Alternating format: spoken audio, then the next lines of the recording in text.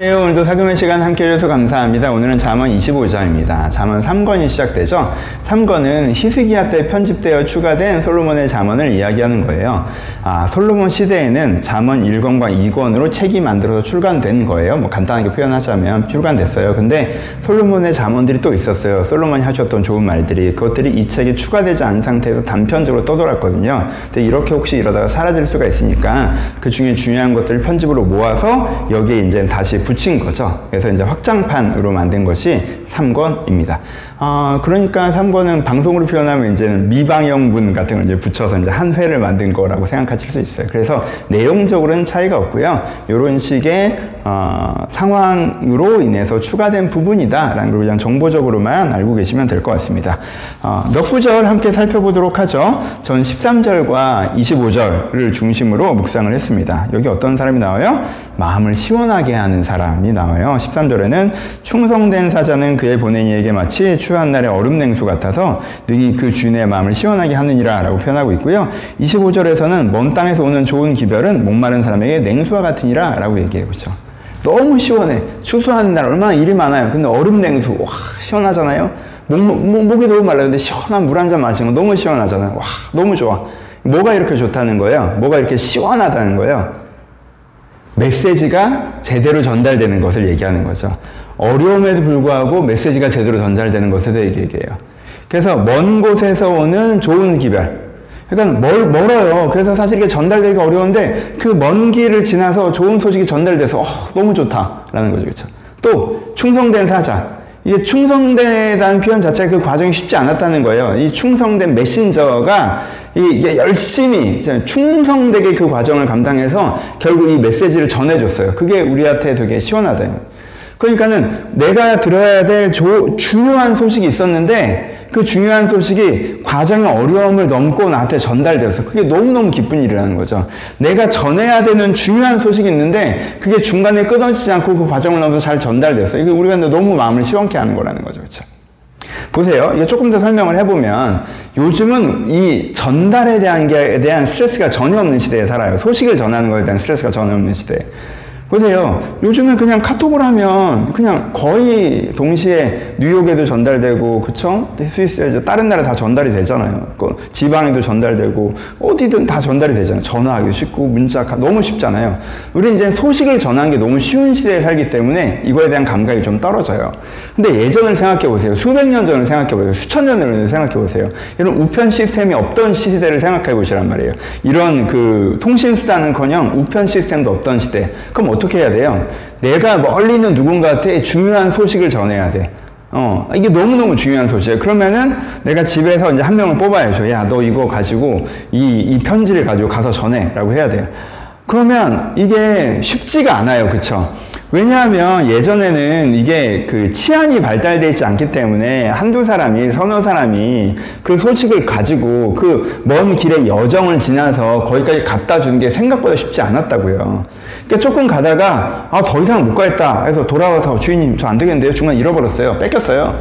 그리고 거기서 갈 수가 없던데요? 이렇게 해버릴 수가 있잖아요. 그렇죠? 그럼 이제 충성된 사자가 없는 거고, 이 사람은. 그럼 이 사람은 소식을 전할 수가 없어. 중요한 소식을 내가 사랑하는 사람에게 아주 중요한 정보를 거기다 전할 수가 없다고. 근데 이런 충성된 사자를 가지고 있으면, 야, 너 거기 가서 이거 전해라고 사자라면 무슨 일 있어? 그걸 뚫어내가지고 막 말을 타고 가서 전달을 해. 그러면은 이 충성된 사자를 통해서 이 메시지를 보내는 사람이나 메시지를 받는 사람은 너무 기쁜 일이죠. 이 중요한 소식이 전달되니까. 그렇죠? 그러니까 우리가 어떻게 해야 된다고 말씀하시는 거예요? 누가 충성된 사자여야 돼요? 우리가 충성된 사자여야 되는 거죠. 메시지를 전달되게 하는 사람이어야 된다는 뜻이에요. 적용해 봅시다. 그럼 이게 기본적으로 적용되는 관계는 어디에 있어요? 하나님과 우리 사이의 관계죠. 여러분, 하나님은 우리 가운데 메시지를 전하고 계세요. 그렇죠? 하나님께 우리 가운데 메시지를 전하세요. 근데 메시지가 우리 가운데 전달이 돼야 되잖아요. 그 전달되게 하는 역할 중에 상당 부분은 하나님도 하시면 누가 해야 돼요? 내가 해야 되죠. 그렇죠? 그게 뭐예요? 성경을 읽는 걸까 될 수도 있죠. 하나님께서 메시지를 전하셨잖아요. 이게 성경을 읽고 성경을 고민하고, 그쵸? 이게 하나님의 메시지를 나에게 전달하기 위한 나의 노력이죠. 나의 충성이란 말이에요. 기도하는 게 될 수 있죠. 하나님의 뜻이 무엇이니다가 기도하는 거. 그렇게 해야 하나님의 메시지가 나한테 전달될 거 아니에요. 하나님께서 나를 향한 좋은 뜻이 있으세요. 그 메시지가 있단 말이야. 근데 내가 그 메시지가 나에게 전달되도록 노력하는 충성된 사자가 아니야, 내가 성경을 읽지도 않고 기도도 하지도 않아. 하나님 뜻을 알려고 하지 않아. 그 메시지가 있어도 그 메시지가 나한테 전달이 안 되니까 이 은혜의 변화와 구원의 능력을 우리가 경험할 수 없게 된다는 거예요. 그쵸? 너무 안타까운 일이죠. 근데 내가 그 전달하고자 하는 사람이 되면 정말 이건 얼음냉수 같은 정말 그런, 그쵸? 포인트 아시겠죠? 마찬가지로 거꾸로 나의 마음도 나의 뜻도 나의 메시지도 하나님께 전해야죠. 이걸 전하는 전달에서 누구 역할이 중요해요? 또 나의 역할이 되게 중요하죠. 내가 내 메시지를 전하는 충성된 사자가 되는 부분이 있단 말이에요. 그쵸? 그쵸? 그렇단 말이에요. 그러면 그 역할을 할 때에서 그건 또 뭐겠어요? 그것도 기도고, 하나님 제 마음이 이렇습니다. 주님께 전하는. 하나님 또 그건 또 행동이죠. 하나님 제가 이런 마음입니다를 정말 보이는 건 우리의 행동이라고 말씀하셨잖아요. 내가 그 기준으로 행동하는 말미암아 하나님께 내 메시지를 보내는 거란 말이에요. 그걸 통해서 내 뜻을 하나님께 전하는 것이 있겠죠. 그렇죠? 또 뭐가 있겠어요? 우리가 잘 아는 거. 하나님의 뜻을 다른 사람에게 전하는 거죠. 그렇죠? 그건 전도일 수도 있고 중보기도일 수도 있고 영적 조언일 수도 있고 조심스럽긴 하지만, 그래서 하나님께서 저 사람에게 이런 뜻을 갖고 계신 것 같은데 저 사람에게 누구나 갖고 있는 건 복음과 구원의 메시지를 갖고 계신데 저 사람이 몰라. 그럼 내가 저 사람에게 저 사람이 그 뜻이 전달되기를 중보하면서 기도하고, 그쵸? 또 이제 복음을 전하기도 하고, 또 신앙적인 영적 교제 가운데 있다면 영적 조언들을 내가 좀 할 수도 있고, 그쵸? 이걸 통해서 그 메시지가 전달하는 전달자가 하면 내가 이 하나님과 이 사람에게 마음을 시원하게 하는 사람이 되는 거죠. 그쵸? 사람과 사람 사이의 관계에서도 마찬가지죠. 나에게 좋은 뜻이 있어요. 내가 선한 뜻이 있어. 근데 이 사람에게 이게 전달되지 않아. 이 사람은 내 마음을 몰라. 그럼 내가 어떻게 해야 돼요? 이 사람이 내 마음을 알 수 있도록 이 메시지를 전할 수 있는 사람이 돼야 되는 거죠. 잘 말할 수 있는 사람, 내 진심을 잘 전하는 커뮤니케이션 능력이 나한테 필요하겠죠. 그쵸? 또 저 사람의 마음을 내가 들을 수 있는 사람이 돼야 된다는 거야. 그럼 어떻게 해요? 그 사람이 하고 있는 내 색안경을 끼고 나의 관점과 나의 언어로 저 사람을 보는 게 아니라 저 사람의 진심, 저 사람의 마음, 전 사람의 진심이 담긴 말을 들을 수 있는 귀가 필요하죠. 경청이 필요하겠죠. 이런 것들이 중요하다는 거예요. 하나님의 뜻이 나에게 전해질 수 있도록, 나의 뜻이 주님께 전해질 수 있도록, 하나님의 뜻이 다른 사람한테 전해질 수 있도록, 나의 뜻이 다른 사람한테 전해질 수 있도록, 다른 사람의 뜻이 나에게 전해질 수 있도록, 이 소통이 단절되어서 중요한 것들이 전달되지 못해서 안타까운 일이 벌어지지 않게 이 전달하는 능력, 전달할 수 있는 해내는 사람이 마음을 시원케 하는 사람이어야 되고, 우리가 좀 그런 사람이 되어야 된다는 거죠. 여러분들이 나에게 어떤 소통의 지점들이 좀 단절되어 있나라고 하면 무엇보다 하나님 뜻이 여러분들 전달되는데 가장 그렇고, 또 하나님 뜻이 다른 사람에게, 또 나와 소중한 사람과의 관계에서 그런 것이 없는지 돌아보시는 귀한 시간이 되셨으면 좋겠고요. 하나 더, 몇 가지 더 살펴보면 15장 2절에는 이를 숨기는 것은 하나님의 영광이요 이를 살피는 것은 왕의 영광이다 라는 표현이 나와요. 이 표현도 되게 시적인 표현인데, 그래서 왕과 하나님은 사실 같은 존재라고 표현할 수 있죠. 이 왕은 하나님이 세우신 왕으로 표현할 수 있고, 그래서 우리는 이걸 하나님으로 합쳐서 볼 수 있습니다. 그러니까 두 가지 일이 있다는 거예요. 하나는 눈에 딱 보이는, 하나님께서 정말 이 땅 안에 하나님의 선하신 일을 해나가고 계시는구나 라는 걸 보면서 와 진짜 영광스럽다, 하나님의 영광이다, 하나님의 영화다, 저게 정말 세상에 선하고 아름다운 일이 벌어지네 라는 부분들이 있고, 또 하나는 뭐예요? 지금 보기에는 왜 이런 일이 벌어지지? 하나님이 안 계신 것 같고, 그런 악하고 안 좋고 이해되지 않는 일들의 흐름이 있어요. 그런데 그 이면에는 뭐가 있어요? 보이지 않는 하나님이 일하고 계시죠. 그래서 어느 지점이 되면 하나님께 이렇게 일하셨구나 라는 것을 우리가 깨닫게 되는 지점이 있어요. 그러면 여기서는 뭐예요? 여기서도 하나님의 영화이고 하나님의 영광을 우리가 느낀다는 거죠. 그러니까는 이 두 가지를 믿는 사람은, 왕의 영화와 하나님의 영화를 믿는 사람은 어떤 시선을 갖게 되는 거예요? 지금 벌어지는 일들 중에서 뭐에서 집중해요? 하나님께서 해가시는 아름다운 일에 집중하면서 와 하나님 해가시는 아름다운 일들이 있네, 와 정말 그렇구나 라는 거에 집중하고, 또 하나는 뭐에 집중해요? 보이지 않는 곳에서 하나님께서 일하고 계신다는 것을 신뢰하죠. 그렇죠? 신뢰하고 기대하면서 내가 지켜야 되는 마음을 지켜나가는 것에 집중하죠. 그렇죠? 그러니까 기본적으로 영적인 시선, 긍정적인 시선, 소망의 시선으로 내 보이는 것과 보이지 않는 것을 바라본다는 거예요. 이래야 하나님께서 일하신 가운데 우리가 동참하게 되고 그 아름다운 열매를 맛보게 되겠죠. 어떤 사람은 어떻게 해요? 어떤 사람은 이렇게 보지 않는 거죠.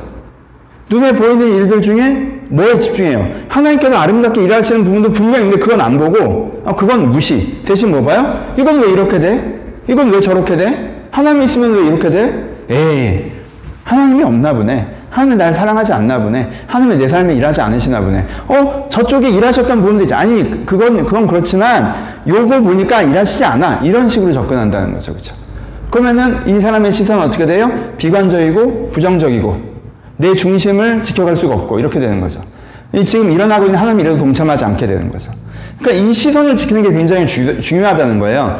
지금 눈에 보이는 하나님의 일들도 분명히 있잖아요. 거기에 그걸 집중하시고 동참하세요. 어떤 부분에서 하나님의 일이 보이지 않으십니까? 그럼에도 불구하고 하나님께서 그 이면에서 일하고 계신다면 신뢰하시고 그 과정에서 내가 지켜내야 될 중심과 마음을 지켜내시는 것.